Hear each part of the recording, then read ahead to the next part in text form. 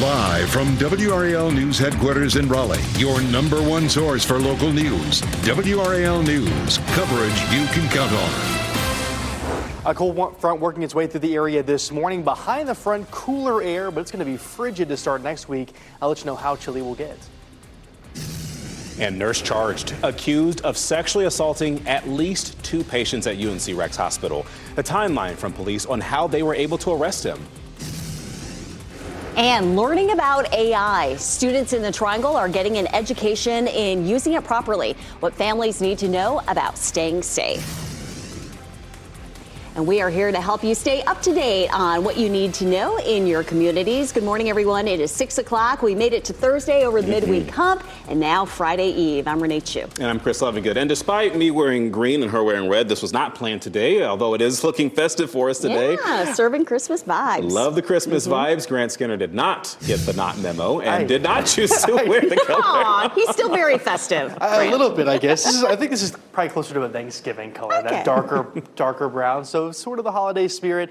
I'll make sure to get some green or red in my wardrobe here this weekend. But you can see from Chapel Hill, very, very pleasant this morning. It's a little bit on the chilly side, though, so make sure you have the layers stepping out the door. We'll be mostly clear to start the day, and we'll have plenty of sunshine thanks to a cold front passing through, bringing that cooler air to the region. It's in the 30s and 40s this morning, 39 in Fayetteville, Goldsboro, Clinton, Roxboro, and South Hill, 41 in Durham and in Raleigh this morning. By this afternoon, we'll reach the mid-40s.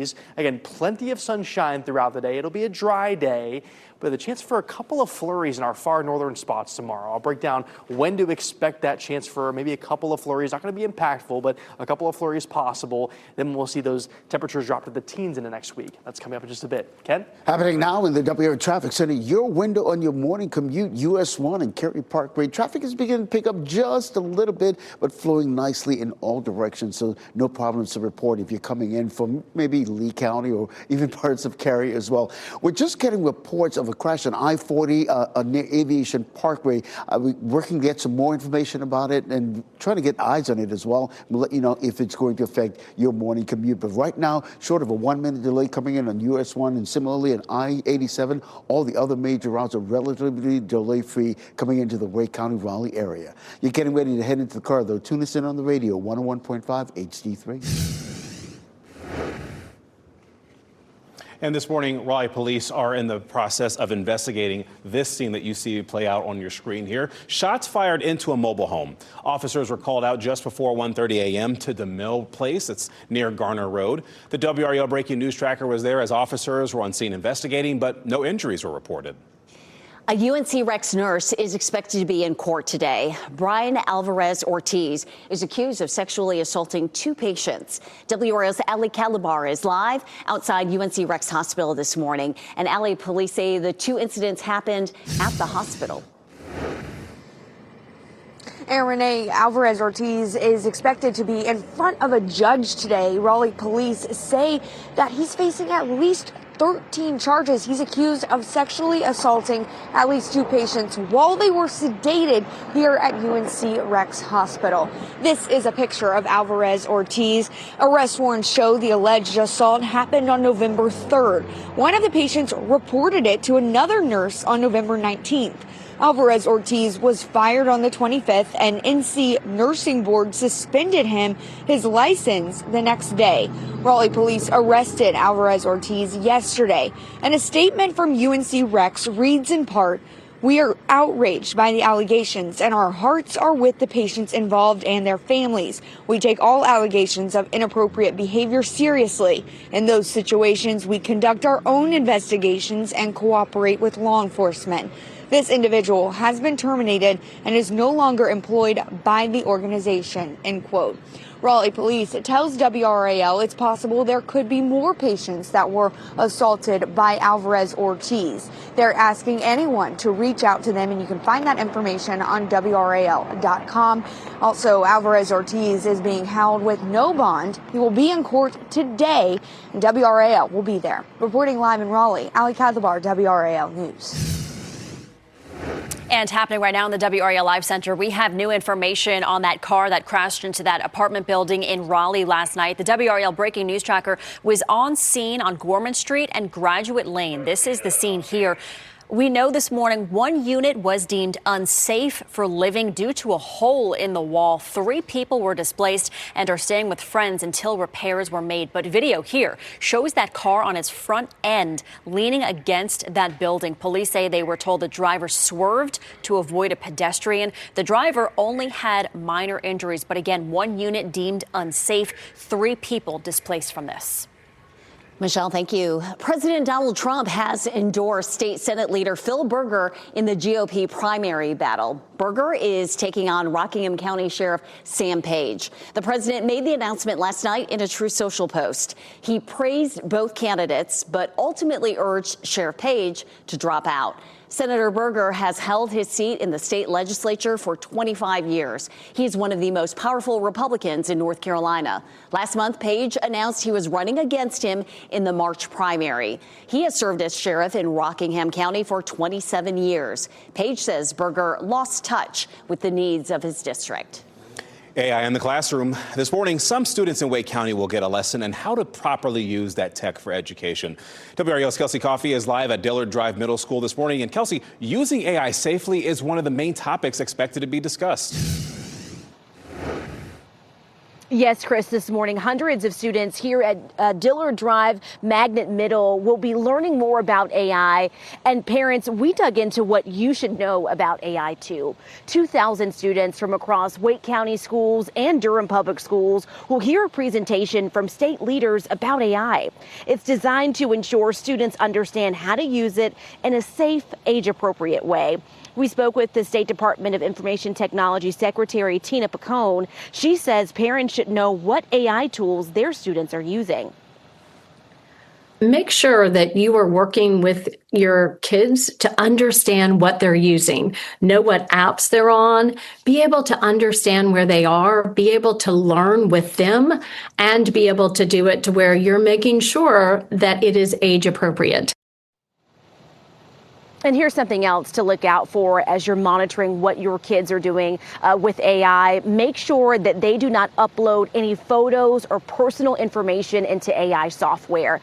That presentation is scheduled to start this morning at 9 o'clock. Kelsey Coffey, WRAL News, live in Raleigh. A man is in critical condition and a woman is hurt this morning after that shooting and standoff in Granville County earlier this week. The sheriff's office tells WRAL the suspect, Brad McCurdy, killed himself after an hours-long standoff. WRAL spoke with McCurdy's brother on the phone. He said his brother and the female victim were in a relationship. In Moore County, police are searching for a shooter this morning. This happened in Southern Pines yesterday afternoon at the Brookside Park Apartments on Shaw Avenue. When officers arrived, they found one person who was shot. That person is expected to be okay. Police say one or more suspects left the scene in a white SUV.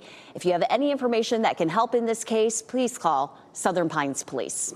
A task force created by the president is expected to vote today on the largest overhaul of FEMA in decades. A report from the FEMA Review Council recommends sharply reducing the federal government's role in disaster response. We're talking about cutting the agency's workforce in half. It also proposes states hit a higher bar in order to qualify for federal disaster assistance. But that could leave states paying more for damage recovery. After the council's vote, it will go to the president's desk for review. And on Capitol Hill, the government's annual defense spending bill is headed to the U.S. Senate. It passed the House last night. It was a largely bipartisan vote, 312 to 112. This new bill includes a record $901 billion in military spending. It will provide troops with a pay increase, and military support for Ukraine is also included in that bill. The Senate is expected to pass the bill next week, and President Trump says he plans to sign it when it reaches his desk. Happening today, Swiss drug maker Novartis is beginning its expansion in the Triangle. The company is planning to spend more than $770 million on new buildings and renovations to expand drug production. This is happening in Durham and Morrisville. Novartis expects to create 700 jobs by 2030 as part of this deal. Officials estimate the project could grow the state's economy by more than $3 billion. For more on this expansion, you can go to WRAL.com later today. It is 6:09 on your Thursday morning. Tense moments at a hearing. You're putting filth in front of babies. The local school district accused of ignoring the Parents' Bill of Rights. And reversing course. Cuts to Medicaid in North Carolina are over, at least for now. Why Governor Josh Stein is canceling Medicaid rate cuts he initiated 2 months ago. And a northwest breeze making it feel chilly this morning. Wind chills sitting in the 30s to start the day, so make sure you have a couple of layers stepping out the door. Coming up, I'll let you know when we can see lows in the teens and then wind chills in the single digits. That's coming up. Here's a look at your winning Powerball numbers: 10, 16, 29, 33, 69. The Powerball is 22. The multiplier is 3. There was no jackpot winner last night, so Saturday's drawing will be worth $1 billion. As you get into your car, tune to WRAL News Plus on your radio. In Raleigh on 99.3 FM. In Durham, 96.5 FM. And everywhere on 101.5 HD3.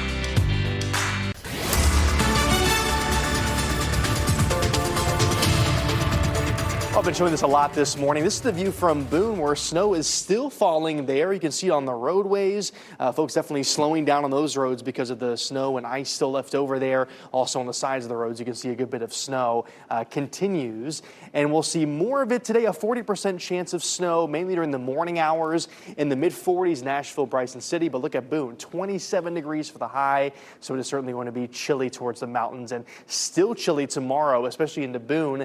In the 50s for highs, though, in Asheville and Bryson City. So warmer there, and we'll have still some lingering cloud cover, but rain chances, snow chances looking minimal. There's a 30% chance of a rain-snow mix towards Boone. We will see some frigid air to start next week. I'll let you know when that arrives. Coming up in just a little bit. Ken. Happening now in the WRAL Traffic Center. Just about 10 minutes ago, I told you about this crash on I-40 westbound near Aviation Parkway. It appears that it's on the exit ramp on Aviation Parkway, which takes you to RD International Airport. So if you getting ready for a morning flight, getting ready to hit the road, you want to avoid I-40 eastbound the Aviation Parkway exit, take a different route as well. We're working to get some more information about it in terms of exactly what happened. As soon as we do, we'll let you know. But clearly, it's not affecting those traffic on the main road there on I-40 westbound. Right now, really and truly no delays on any of the other major routes coming into the Raleigh-Ray County area. You're getting ready to head into the car. Tune us in on the radio, 101.5 HD3. No delays, no problems. Thanks, Ken. A state Republican lawmaker is threatening consequences for Chapel Hill school leaders accused of ignoring the Parents' Bill of Rights.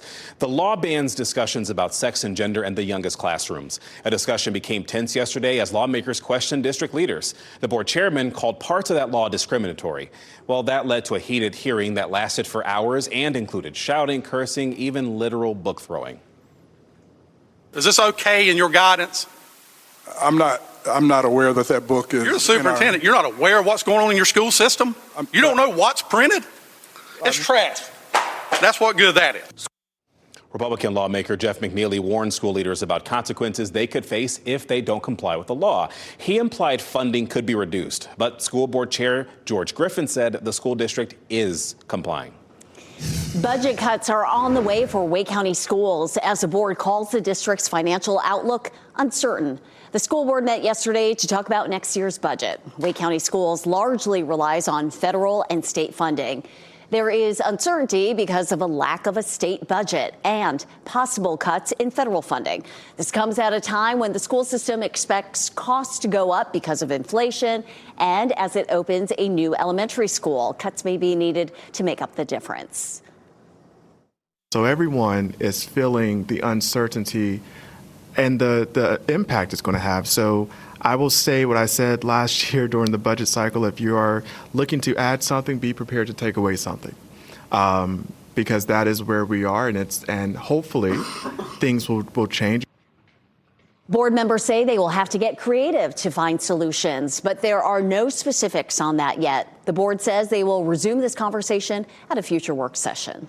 North Carolina Governor Josh Stein is canceling Medicaid rate cuts. The governor said the Department of Health and Human Services will restore rates for hospitals and doctors. 3 million people in this state are insured by Medicaid. However, without a new state budget, the program is short millions of dollars. Doctors who spoke with the governor say cuts would hurt everyone statewide, even people who are not on Medicaid. Without additional funds, Medicaid will run out of money in the spring, which would be absolutely devastating. Many practices have faced the difficult possibility of closing their doors or laying off staff, jeopardizing care for all North Carolinians, not just those on Medicaid. State lawmakers agree Medicaid needs to be funded, but political infighting has derailed budget negotiations. Happening today, the Wake County Sheriff's Office is getting in the holiday spirit. Deputies are taking part in a Shop with a Sheriff event. Today, they will be at the Target on Timber Drive in Garner. And starting at 5 p.m., they will be giving 10 children a $100 gift card to help with their holiday wish lists. Learning Express Toys, Walmart, Target, and the Sheriff's Office Charitable Foundation are all partnering to make this event possible. Well, Renee, this is a good time to remind people one way that they can give back this holiday season is through WRAL's annual Coats for the Children campaign. Now through December 31st, we need your help to gather as many coats and hats and gloves as possible. To find a neighborhood Jiffy Lube drop-off location near you or to make a monetary donation, you can scan that QR code right there on your screen. You can also go to WRAL.com/coats. You can help WRAL and the Salvation Army spread warmth and hope this holiday season. You know, Grant, all the weather whiplash I feel like we're going through right now just does not seem to end. First it's warm, then it's cold, then it's warm again, and now it's cold again. But you're tracking the next weather maker. What's that pattern for us? That's right. Cold front passes this morning, cool, but then we're warm again on Saturday. There it is again. So the ups and downs continue. It's North Carolina. I mean, what do you expect? Next week, we're going to be frigid, though. To start Monday, temperatures likely dropping to the teens, and I'll let you know kind of why we're expecting that coming up in a little bit. I want to start with that weather maker, though. It's the cold front diving to the south and east. There's some snowfall back to the north and west towards the mountains, but we are quiet here. We'll stay quiet throughout the day today, just a bit of a breeze. By Saturday, we're watching for more sunshine after we have a few flurries in our northern spots Friday morning. We'll have lingering cloud cover, more sunshine Saturday for the Carrie Christmas Parade, temperatures in the 50s by the afternoon. Then an Arctic blast moves in on Monday. It's going to be a quick blast of that Arctic cold air. Highs top out in the 30s and 40s into Monday, but lows are going to be the big story. Into the morning hours on Monday morning, dropping to the teens and 20s, and with the breezes that pick up into Monday morning, it will feel like the single digits for some spots. So you're definitely going to want the layers stepping out the door Monday morning. 18 in Raleigh, 18 in Fayetteville, 13 in Roxborough, 15 in South Hill. Yeah, I can see those northern spots approaching the single digits. So again, it's going to be really, really important to have those layers into Monday morning.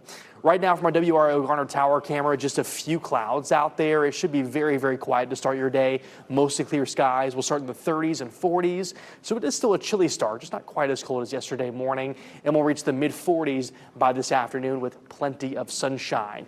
A couple of flurries are possible in our far northern spots tomorrow morning, but most of us just stay cold and dry tomorrow. Then by Saturday in the mid-50s, plenty of sunshine. A stronger cold front arrives Sunday. Some scattered showers possible. And then we're looking at Monday. 39 for the high and morning lows sitting in the teens with a single-digit wind chill value. It's going to be cold to start next week. All right. Hey, Grant, thank you for that. We're following some breaking news right now on I-40 westbound. The exit ramp, the Aviation Parkway exit ramp, is currently shut down as a result of this crash. You can see the heavy response of first responders. We're hearing that a car went off the ramp and into the tree line area. We're working to get some more information about it, but clearly it's not affecting the westbound lanes there on I-40. But if you heading to the airport right now, you might want to take the Airport Boulevard exit or even I-540 as alternate routes to avoid this exit ramp here on I-40 westbound. I'll have another update coming up in less than 10 minutes. Helping those in need, how WRAL viewers stepped up to help a Lewisburg family just in time for the holidays. And a first for Raleigh, a look inside the new center that's welcoming members of the LGBTQ plus community. If you see breaking news, have a story tip, or take video or pictures of the weather where you are, please report it to us. Go to WRAL.com/report it to send your video, pictures, or tip to our news team. We are getting an inside look at the downtown location of the LGBTQ Center in Raleigh. That's ahead of its opening next month. This is their first physical space since 2020. The center will offer programs and resources for people in the LGBTQ plus community. And once it's open, it will be the third location of its kind in the Triangle. People, are able to come in whenever they need to versus having to really plan to make a trip to come out to see us. The center was funded by a $300,000 donation, and they plan to open in mid-January. This What's Trending report is sponsored by Call Dad AC and Heating.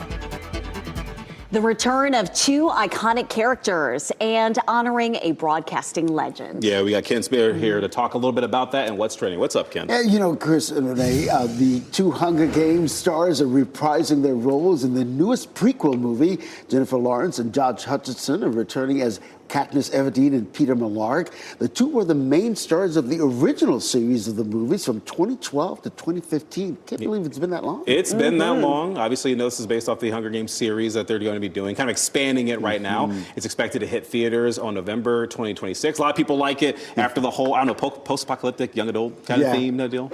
It has compelling characters. Love the books and the movies. So it's no surprise this next story is trending, right? ESPN paying tribute to the late Stuart Scott. The network's newest 30 for 30 special titled Booyah debuted last night. Of course, that was one of his signature phrases.